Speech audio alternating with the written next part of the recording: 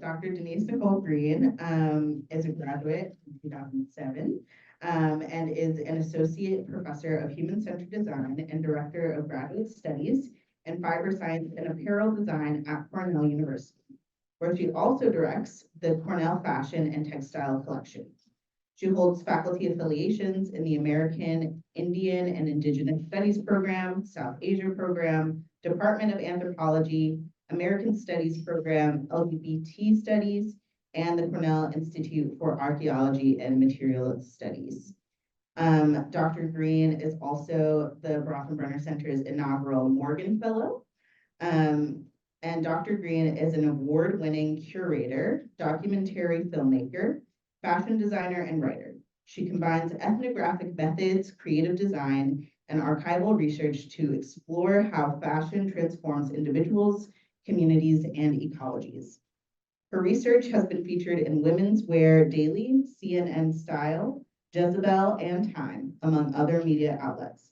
Green has published more than 40 academic papers and recently co-authored with Susan B. Kaiser the second edition of Fashion and Cultural Studies. Please give a warm welcome to Dr. Denise Green. Thank you so much for that kind introduction, and thank you all for being here at a very busy time of the year for many of us. I do have just heads up my trusty tissue box up here because it is so beautiful outside with all those living trees and it's impacting me a little bit today. And also welcome to everyone on Zoom who is joining us virtually today. I'm really excited to speak with you about research that I've actually just recently embarked on beginning about a year ago when our dean, Rachel Donovan, approached me and said, "You've probably heard, President Pollock has issued a decree that this would be the year of freedom of expression at Cornell." And she challenged me, delightfully so, to think about maybe doing an exhibit or ask me if I would be interested. And I said, yes, of course, because this ties to so many aspects of my past work, my interest in politics and fashion and law. And so I was very eager to take on this challenge, and I want to acknowledge my colleague, Allison Rittershouse, who is the postdoctoral fellow at the Johnson Museum of Art. She and I decided to co-curate an exhibition together, half of which would be on display at the Johnson Museum in their new Secundus Curricular Gallery, and the other half was on display here. So I'm going to draw from some of the examples in that exhibition in the talk today, and I'm going to work through what does free speech mean in the United States when it comes to fashion. What are some of the limitations on our bodies, on the ways that we can dress and appear in the world? And in what ways has fashion shaped the boundaries of what's considered speech and what's considered free expression? And where do those boundaries lie and how have they shifted over time in conversation with legal and social mechanisms? And I want to thank you for beginning with the land acknowledgement. I am, as you heard, a faculty member in the American Indian and Indigenous Studies program. And so, of course, any talk that has United States in the title, of course, this is a product of the colonial epic. The United States was itself a colony until independence. And the faculty in the American Indian and Indigenous Studies program, of course, developed this land acknowledgement in conversation with traditional Gaia-Kahuna leadership. In addition to this acknowledgement, but separate from it, the AIST faculty had also added and emphasized that Cornell's founding was really enabled in the course of a national genocide by the sale of almost 1 million acres of stolen Indian land. And this was under the Morrill Act of 1862. And to date, the American Indian and Indigenous Studies program has identified more than 250 nations who were impacted by the land scripts that Ezra Cornell sort of wheeled and dealed, and has actually reached out to all of these nations, independent of the university itself. The university has not yet officially acknowledged its complicity in this theft or offered any restitution to the hundreds of Native communities impacted. And so we've kind of added this addendum onto the land acknowledgement in a sense to kind of go beyond an acknowledgement and really try to think about this very deep and important history. And this infographic actually shows where all of those scripts came from. So as I mentioned, this year is, of course, the year of freedom of expression at Cornell. And this means that we can and should be critical of the very institutions that we're part of. While I'm also incredibly grateful to be here, much of my work does deal with ambivalence. Ambivalence is the promulgator of fashion change. We're always both loving and hating many different things. We feel ambivalent when we go to our closets every day. And as one of my favorite fashion studies scholars said, we both love and hate fashion, just like we love and hate capitalism itself. And so as we think about freedom of expression, it really challenges us to think about, again, the limits, the boundaries, and where fashion does the work, embodies that bring fashion to life, do the work of pushing what that might mean. And as Associate Justice Benjamin Cardozo has said, freedom of expression is the matrix, the indispensable condition of nearly every other form of freedom. This was the poster for our exhibition, which we did in collaboration with graphic designer and illustrator Emma Taylor. And you will see, you may recognize some familiar faces in this infographic. I think some people didn't even realize they were in there, but we do have Martha right here. We have Flora and Martha too. President Martha, Flora Martha. There are a few others. You can look closer later. I was wondering if I would have a little bit of graphic alignment in the transition to PC. So apologies for that block, but what we wanted to do in this exhibition was think about the ways that expression and repression as a kind of dialectic, this tension between, right, what we can express and what is repressed or oppressed, where those explicit and implicit forms of repression are taking place. And we wanted to do this through clothing, through fiber arts, and through uniforms and many other kinds of dress. And this really brings me to my past work. As you just heard, my colleague and actually former master's thesis mentor, Susan Kaiser, and I recently wrote a book, Fashion and Cultural Studies, a second edition of that book, where we're thinking through the ways that fashion, we adapt Stuart Hall and Paul Duguay's idea of the circuit of culture, and adapt that to think about what we call the circuit of style, fashion, dress. So how are our identities or subject formation, and these identities, of course, are intersectional. We can think there's many sort of overlapping bubbles, many more than are even depicted here, things like nationality, class, sexuality, race, ethnicity, age, generation, body size, even things like birth order, kinship, marital status, gender, the places that we occupy and live every day. All of these things come together and intersect, and many of these aspects of identity are fluid. Every day we're a day older, for example, and some more fluid than others. So there's a dynamic in which we are being and becoming in the world every day, and the mechanism through which we do that is fashion, one of the mechanisms that we present ourselves, and that we negotiate who it is we want to be and become every day. So depending on who we're anticipating will look at us, see us, or the spaces that we're entering, we will choose to wear something to sort of either align with that or maybe even challenge ideas about what people might expect. Maybe you want to dress more professional, or maybe you're dressing to hang out with your friends, for example. And as our identities, right, are produced by things like what we can consume, what's available in the market, how those things are distributed, and of course, what we're going to focus on today, regulation.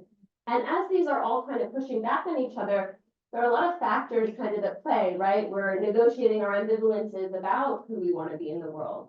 We're also using our agency, but at the same time, responding to certain structures that exist and that push back on what we can and cannot wear. We're grappling with materiality. How cold is it going to be outside? How humid is it going to be? We were just talking, like, it's really hard to dress for this weather because I walk up the hill and I'm like a pile of sweat, but then I'm also cold when I walk home every day. And so we're also negotiating some of these like very logistical forces, ecological forces, and we're addressing for function as well. And then we're negotiating a lot of different kinds of ambiguities. Are people going to read what I put on in the way that I want them to, or that I anticipate they will? Where do we share symbols, right? What kinds of symbols and messages will be understood and comprehended? And maybe there's something that I want to wear that's sort of like a discrete symbol that only a sort of in-group might know. And then, you know, I kind of know who is in the know. So you can think about things like, you know, sorority or fraternity, Greek letters, or in trademarks, fashion brands. Someone might know, someone might not know, and there's these sort of many layers of communication happening. And of course, we have to think about power structures at play in all of this schematic.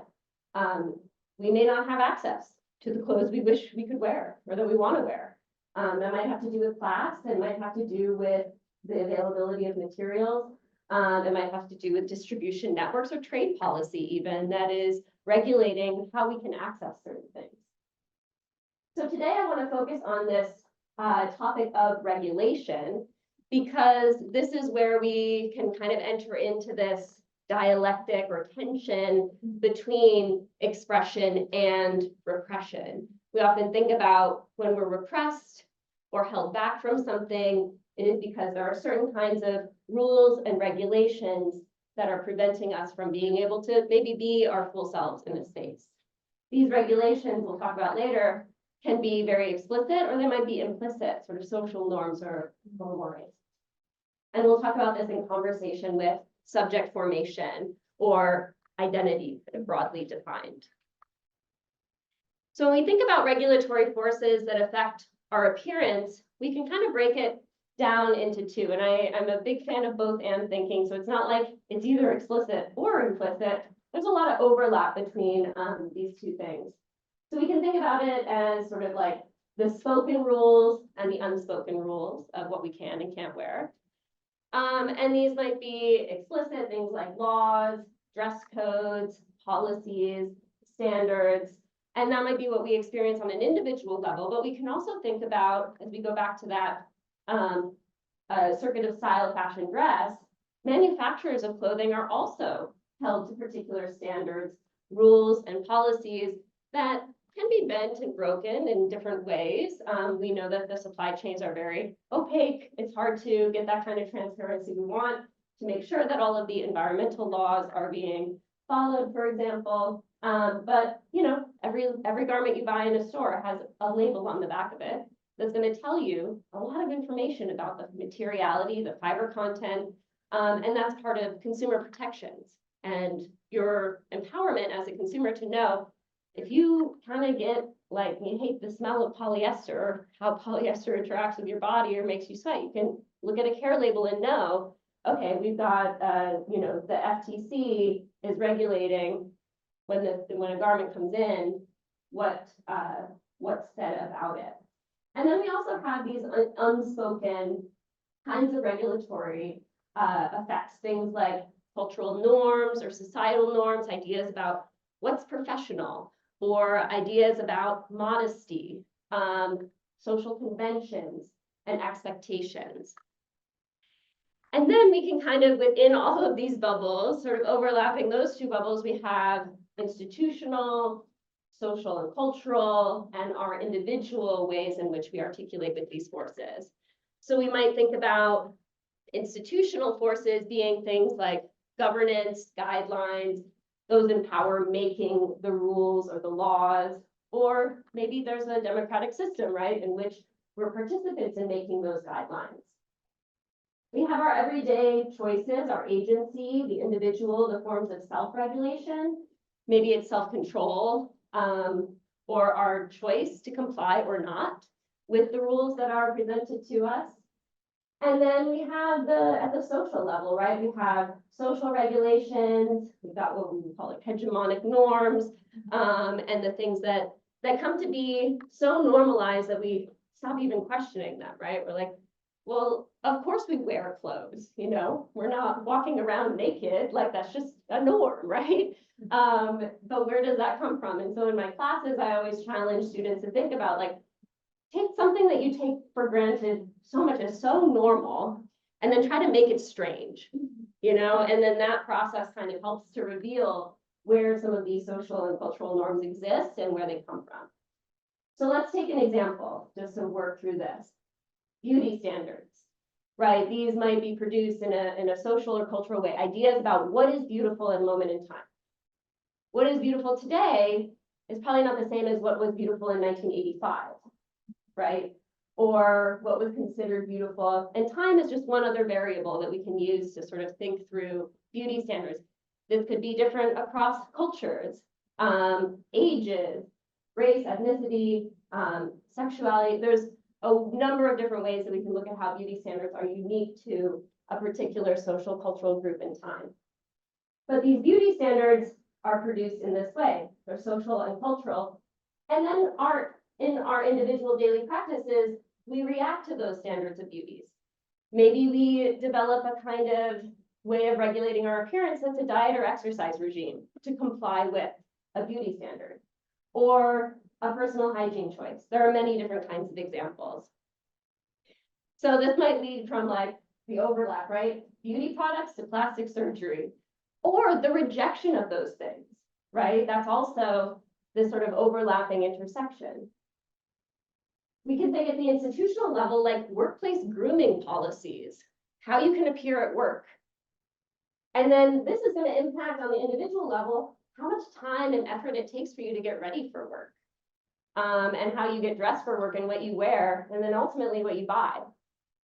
So we can kind of use this map to think through a lot of different aspects of the repression expression debate as we get into fashion and freedom of expression. But one of the questions I began asking in this research project, which really began for the exhibition, and I'm hoping will produce a book project at the end, which I'm sort of sharing with you the very early stages of the book project, is thinking, you know, about, is it possible that these regulatory forces, the beauty standards, the institutional grooming policies, the ways that we, you know, have exercise regimes to maintain a certain amount, are those forces a product of the expression and repression tension? So in what ways is fashion actively shaping some of these regulatory forces at the same time reacting to? So not an either or, but a both and. And this leads us to the concept of sort of the dialectics of dress. And there was a fashion scholar in the early 1990s, Fred Davis, who wrote a book called Fashion, Culture, and Identity. And it was essentially looking at the way that ambivalence around particular subject positions, so say, for example, gender, the tensions between masculinity and femininity, or between androgyny and singularity, right? That these tensions are the root of why fashion changes, that we're constantly in this push-pull dynamic between youth and age, right? Or domesticity and worldliness. And so these opposing forces, rather than being versus one another, are coming together in a kind of productive tension that results in ambivalences, which then produce new ideas, new practices, new kinds of aesthetics, and new embodied fashions. And there were scholars before Davis who were, particularly anthropologist Alfred Kroeber in the early 1900s, was looking at fashion changes in response to world events. And at times of political instability, he noticed fashions are changing faster. When people are in this moment of uncertainty and anxiety, and maybe don't know how to feel about something, fashion seems to respond to that. Like, people are managing their anxieties and their ambivalences through collective changes in dress. And so, again, as I think through, these are a few of the pieces that we had on display in the exhibition. Again, we have like tensions between uniformity, right? Individuality, between yes and no, right? The response to atrocities and violence, and the way that attention is brought to that through symbolism and through graphic design. And these larger cultural anxieties are shaping and pushing fashion change. So some of the tensions, and I will say this is an image, all of the images that we used in the exhibition are photographs by Margaret Burke White. She is a Cornell alumna, class of 1927, and she was one of the most famous photojournalists in the 20th century. She was the first woman to be a war correspondent during World War II. She was the first journalist to be allowed into the USSR to photograph their industries. And this is an image from 1949. The Johnson Museum has a very substantial collection of her photographs. And this one we really love because here we have a young girl, 1949, polio survivor, who is using a contraption that, to the untrained eye looks like a form of restraint, but is actually restraint enabling creative expression. And so she's painting here. And it really kind of gets at this idea of tensions. And the tensions that we were looking at in terms of, free speech and fashion had to do with things like freedom and restraint, expression and repression we've been talking about, revealing and concealing, independence, right, and restraint, visibility and invisibility, anarchy and compliance. And again, not in opposition to one another, but both and things that are happening multiple and simultaneously. So in our exhibition, we really, and I'm going to actually present it in the opposite direction today.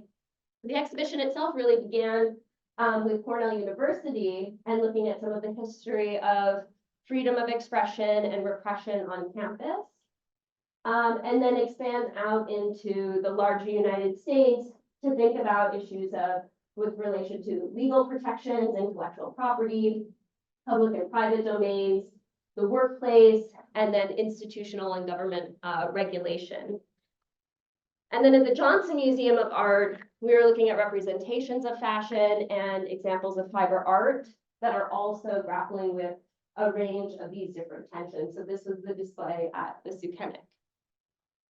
And really thinking about artistic practice and making as itself a form of expression, that every day when we get dressed, we're curating and making choices about how we want to appear.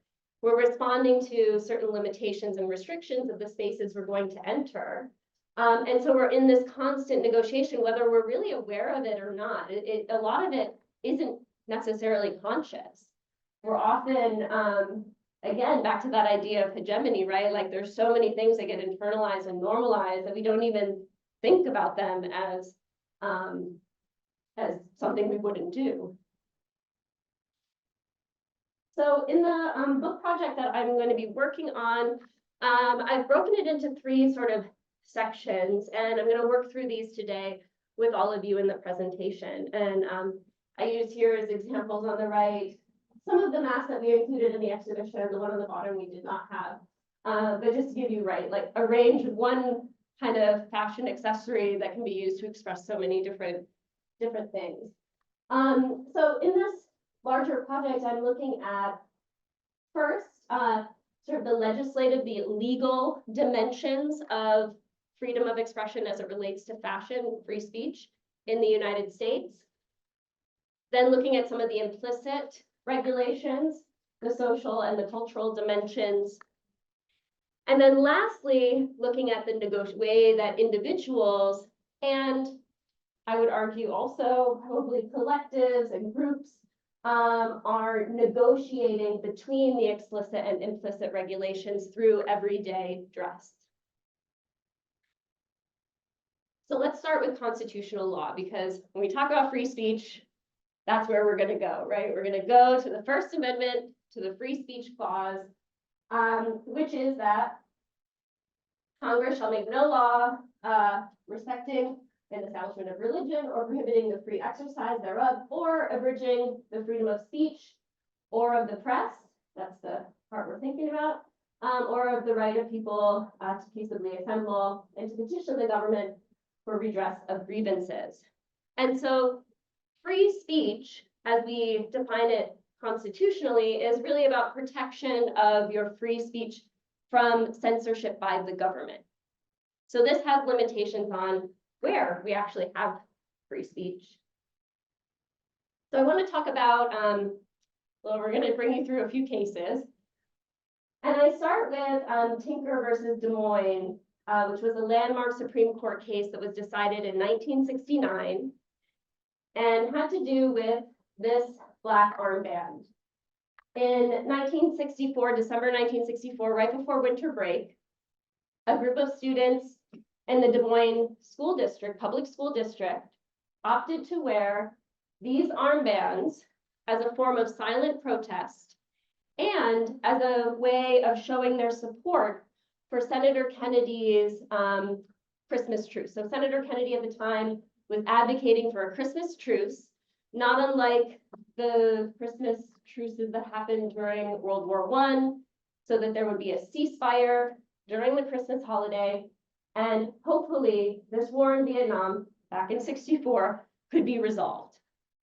Give it, let's have a ceasefire, use Christmas truce, the history of it, and hopefully, you know, nip this in the bud before this war gets too crazy, which of course this did not happen. The Christmas truce did not happen. But students all over the country wore these armbands in support of Senator Kennedy's effort to promote the Christmas truce. Students, a group of students in the Des Moines Public School District were suspended. And they were sent home for wearing the armbands. And they were told they could not come back, they could not return to school unless they did not wear the armband. So they could only return to school if they were not adorning these black armbands, which is essentially, when we think about freedom of the press, it's what you would call prior restraint. You're preventing a speech act from happening before it happens, because in this case, the public school district in charge knows that this speech act is going to happen, and therefore they're getting out ahead of it and saying, no, you cannot wear this. So you cannot come back to school. Not only are you suspended today, but you cannot come back to school with this. So the Tinker family was mostly, there was the Tinker family, there were, I think, 3 or 4 kids from the Tinkers, and a couple of other friends. And they decide through the ACLU that they are going to bring a case. And in this landmark Supreme Court case, goes all the way up to the Supreme Court. Mary Beth Tinker actually came and spoke to the students in my class last fall, which was pretty exciting, on Zoom. And so we got to have a really interesting conversation with her about youth and youth rights and using your voice in whatever way you can. And in their case, they felt like this was the avenue that they could use their voice because it was non-disruptive to what was happening in school. It's silent, right? They're not walking out of the classroom. They're wearing an armband. So they win the Supreme Court case. And most people, you know, when we talk about Tinker versus Des Moines, it's considered the case that establishes that you do not shed your constitutional rights as a teacher or a student when you step onto the public schoolyard grounds. So you maintain your constitutional rights as a public school student or teacher, as long as you're, you know, not disrupting the education that's happening, which as a silent form of protest, this wasn't. But for our purposes here in thinking about fashion, what that Supreme Court case also did was establish that free speech can include items of dress. That this armband is a kind of speech act. Prior to this case, speech was limited to the written and the verbal. And now we have fashion established as a form of symbolic speech. A couple of years later, in Cohen versus California, Paul Robert Cohen wore a jacket that said, "Fuck the draft," into a California courthouse. He was arrested for disturbing the peace. California courthouses is also a public space. This went up to the Supreme Court and establishes that fashion is not just symbolic speech. but a form of expressive conduct, that when you embody dress, you are not just wearing I mean, this is actually written words, but it is a form of expressive conduct, and therefore he should not have been arrested. Now, things sort of, there are limitations to this, right? So years later in 1991, with Barnes versus Glenn Theater, this, as you might guess from the image, I won't show you the actual image of the Kitty Cat Club, but what kind of expressive conduct related to appearance might not be protected, right? So I'm interested in where are the limits, right, of expressive conduct. Some might say that the word F-U-C-K is obscene, that it is an obscenity. The court didn't think so. But in the Kitty Cat Club, which was an adult entertainment club in South Bend, Indiana, it was shut down for nudity. And all of the dancers were required to wear pasties and G-strings.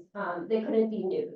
And so in this case, however, the justice argued, Justice Solter argued that nudity itself is not inherently expressive conduct, though all the justices believed that, except for Scalia, believed that the embodiment of dancing, nude dancing, as an erotic form of dancing was expressive conduct.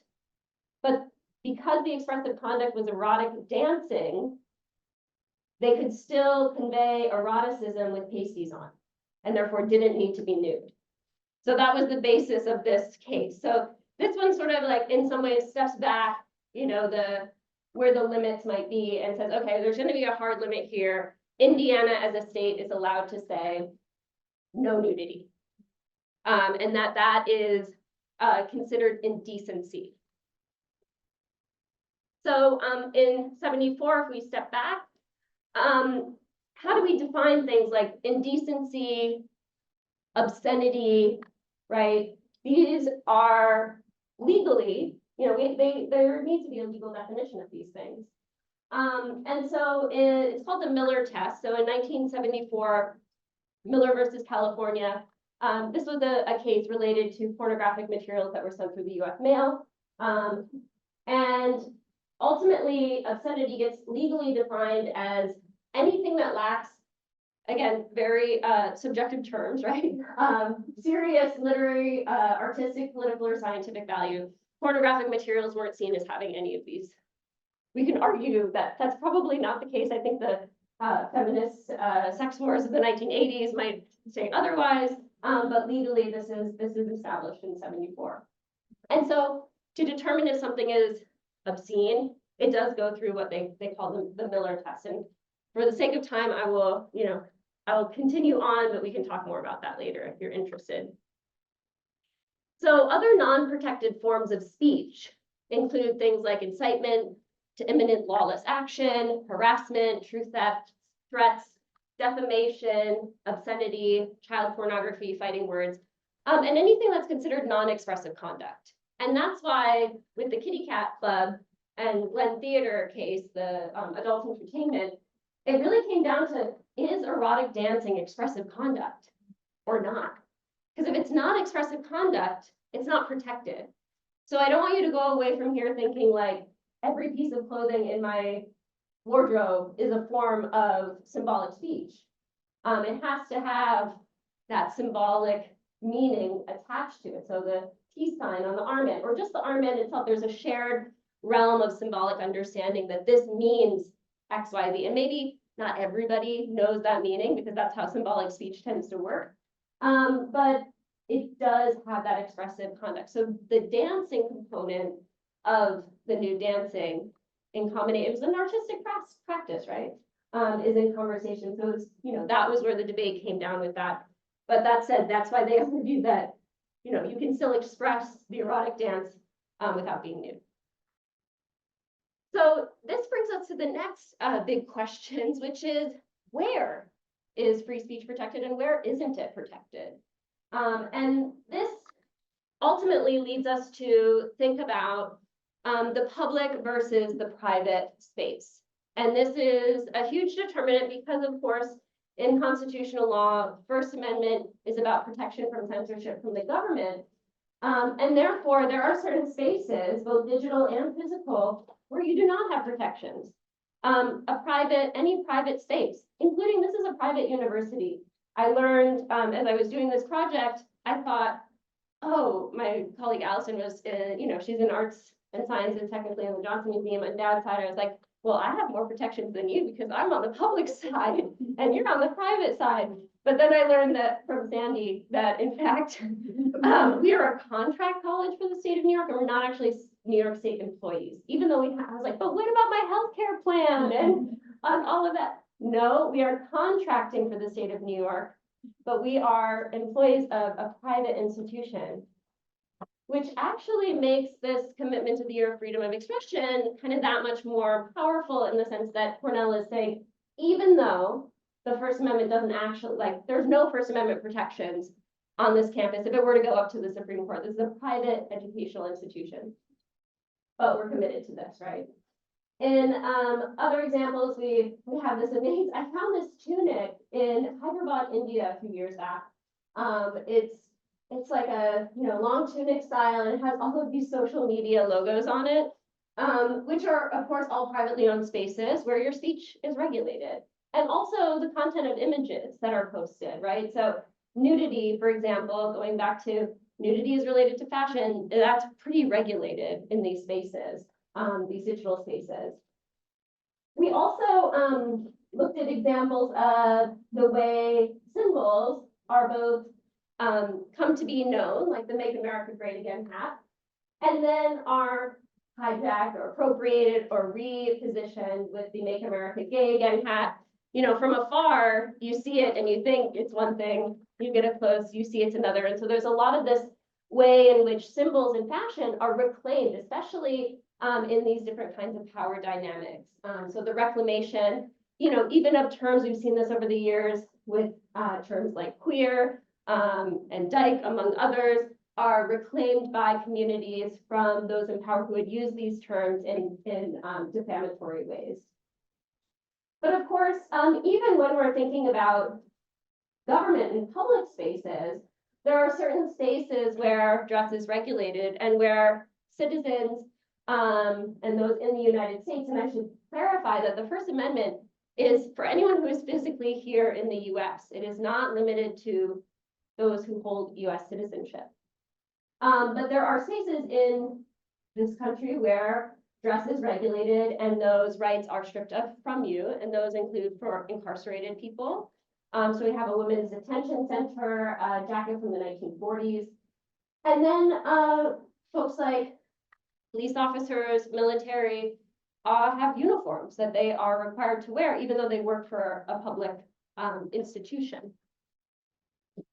And so in this case, we're looking at some of those tensions and the back and forth, and especially the way that these spaces that have a sort of illusion of freedom of expression, or the new one, what is it, truth media, these spaces that are privately owned, are regulating, but sometimes often fueling really troubling, divides and conversations in ways that are maybe not so productive.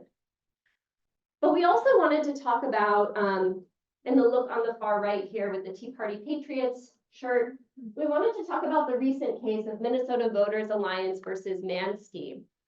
And in this case, which was decided in 2018, is based on a 2010 election in which one of the co-founders, Andrew Sillick of the Minnesota Voters Alliance, he was a member of the North Star Tea Party Patriots. He went to his polling place wearing a Tea Party t-shirt and an ID Me pin. And he was not permitted to vote because you're not supposed to wear political paraphernalia at a polling place. And Minnesota Voters Alliance, which represented Sillick and his co-founder, actually won this case because they were not promoting a specific candidate. They were promoting a group. And so that's why, like, in Ithaca, you go and you might see like working families, like t-shirts, people outside the polling place, and that's allowed now, but that wasn't allowed prior to this decision. And so that's another way in which certain spaces in the US are regulated in terms of how you can express your political affiliation. That is a form of symbolic speech, expressive conduct, but in a polling place, some restrictions come in. You can't go in with a specific candidate's t-shirt, but you could go in with a Democrat, Republican, Tea Party, etc. We then wanted to think about workplace dynamics as another location. So we have public and private workplaces. And in the private sphere, there are ways in which a private employer can regulate what you're allowed to wear.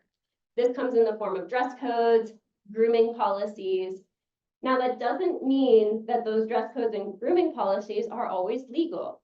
So we have to look to other constitutional law and anti-discrimination law as ways of protecting expression and the freedom to express oneself and one's intersectional subject position in the workplace. And so we decided to go with the example of American Airlines. American Airlines has been around since the 1930s, when commercial air travel really began. At that time, flight attendants, who were called stewardesses, had to be registered nurses. In the 1950s, they instituted what was called the 32 rule. The 32 rule required that once you turned 32, you had to retire. And that, of course, these things start to get upended in the 1960s with anti-discrimination law and workplace protection. So the 32 rule is a form of age discrimination, right? And so American Airlines, as they're entering into the, 60s jet set, swinging 60s era, and they still want to maintain a sort of youthful look for their stewardesses at the time, they decide, well, if we can't do age regulations anymore, we're going to do weight regulations.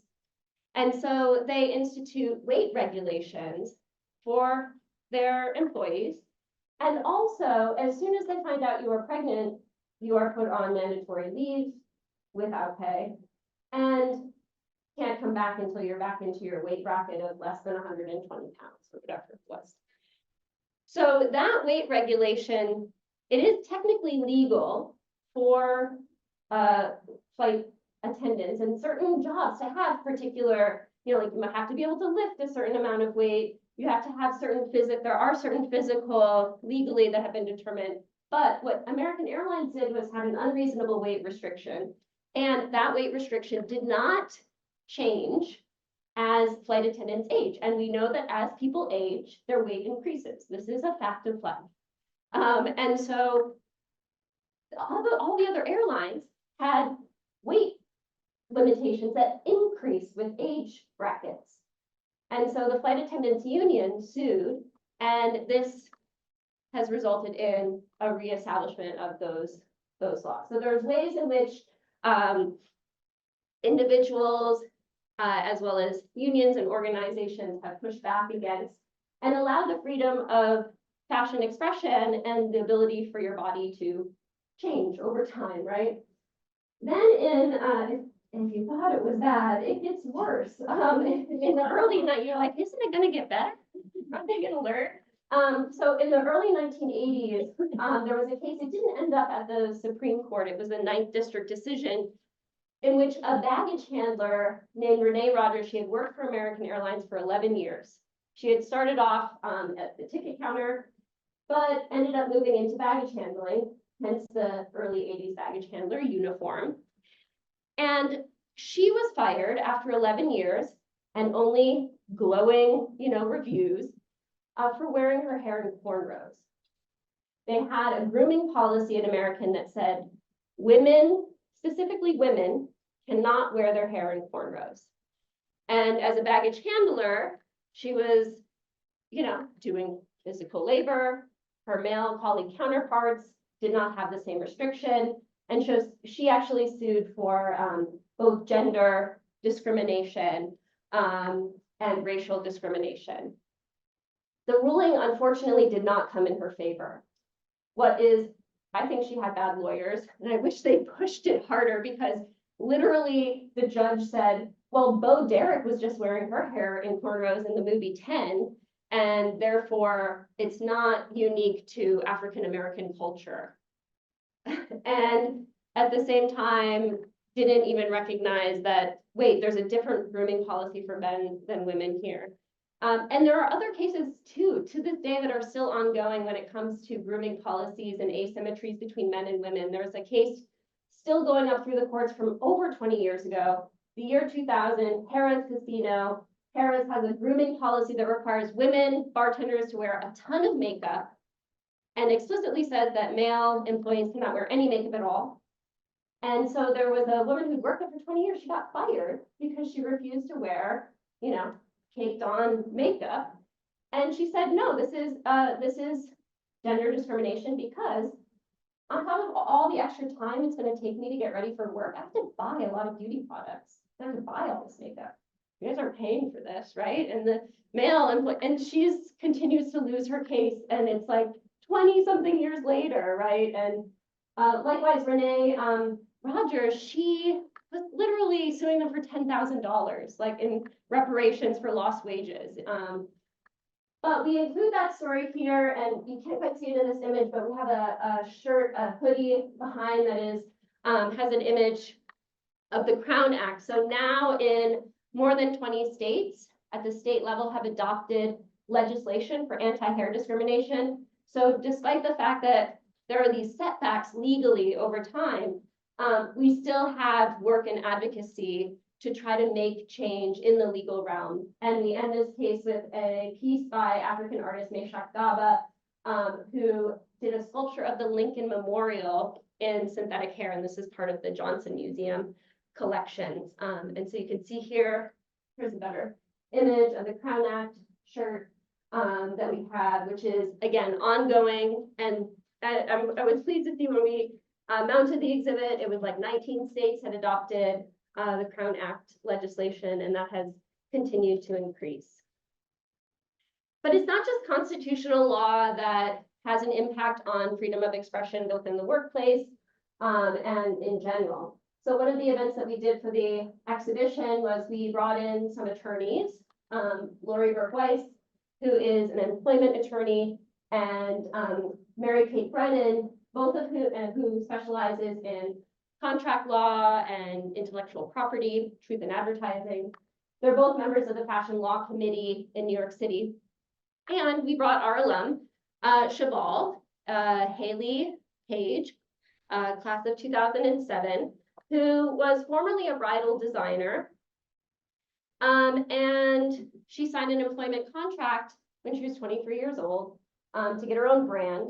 And so she had her own line of bridal, Haley Page Bridal. She was on Say Yes to the Dress. She became super famous. She started an Instagram, and that Instagram grew to over 1 million followers. And then she resigned from her position after she tried to renegotiate her contract.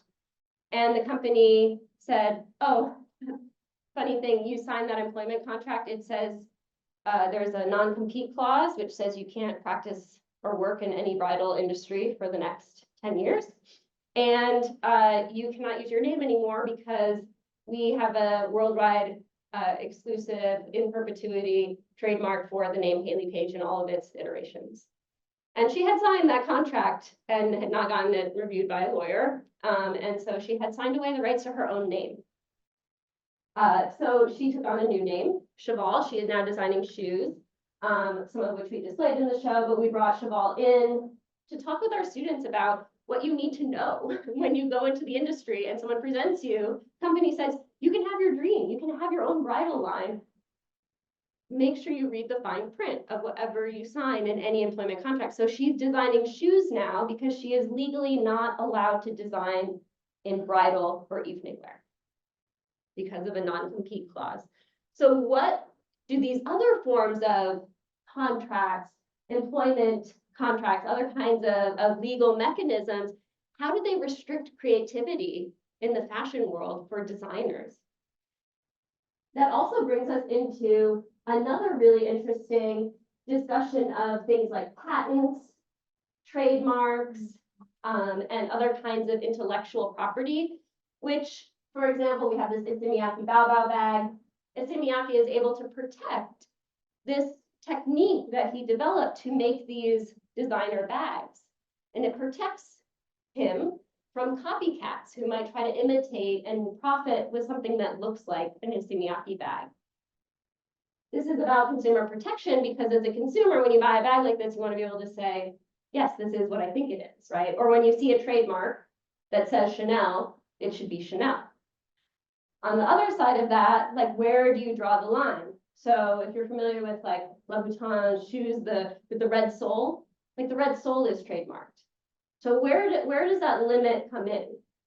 So if you design a shoe with that exact red sole, you're in breach of their trademark and you can get sued.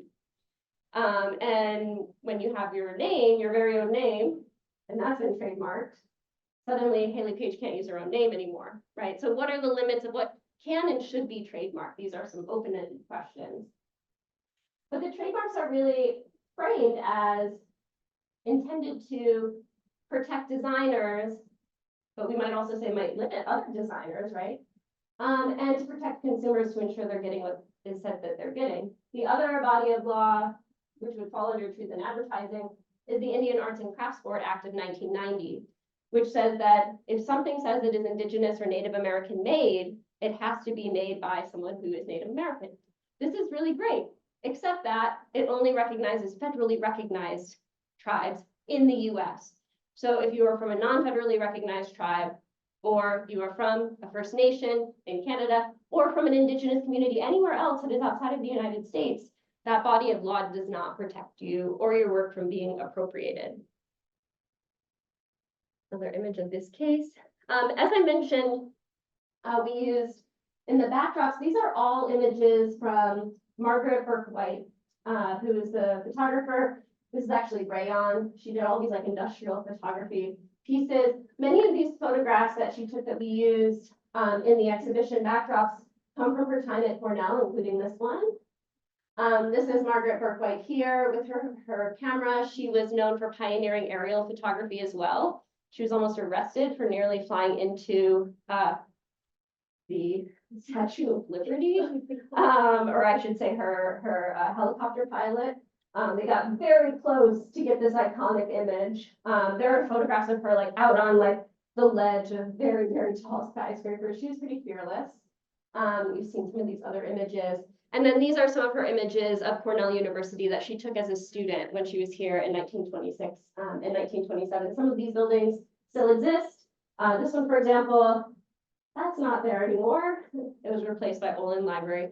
I know, sad, right? Such a pretty building.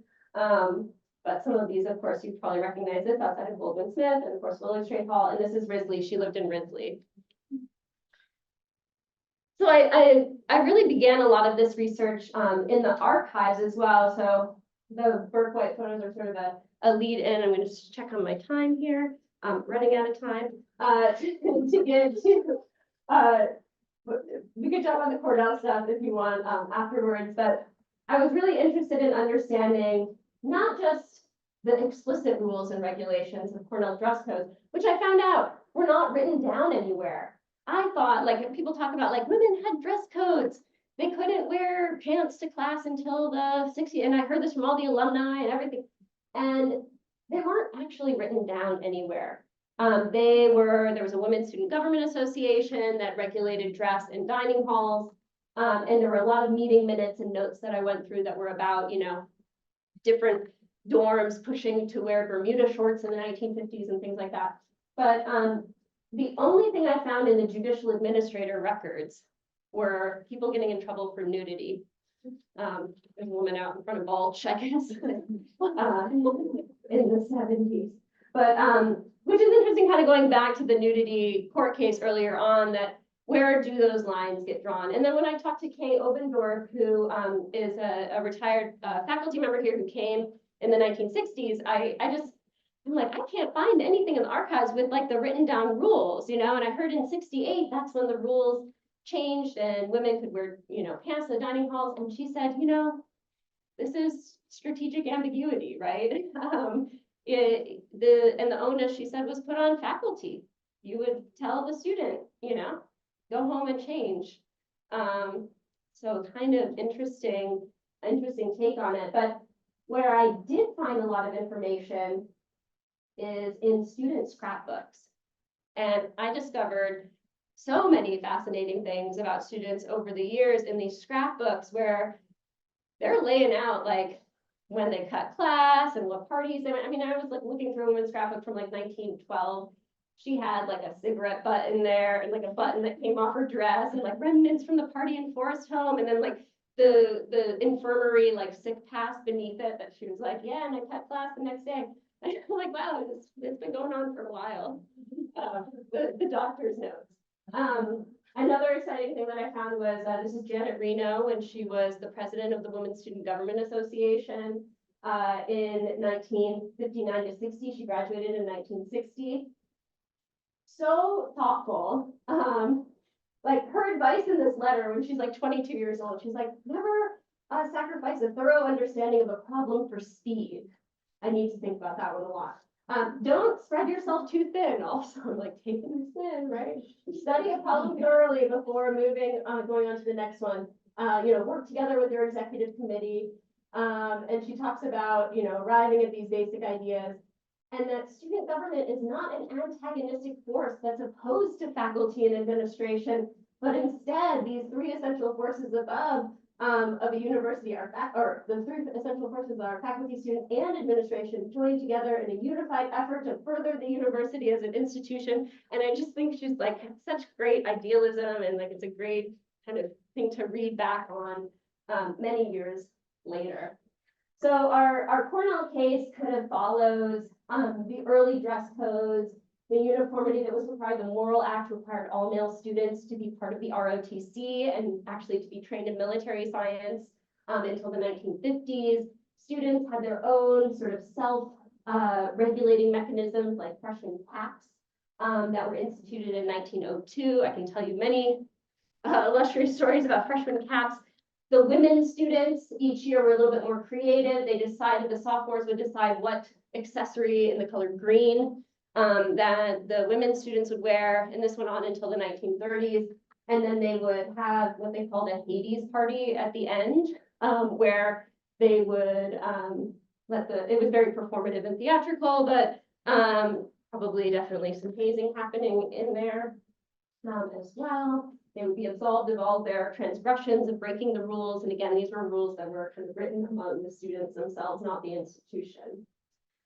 So if you walked by these cases, you probably saw a lot of this information. And we worked with students in a class in the fall. So we had, my colleague Allison and I had selected all of these pieces.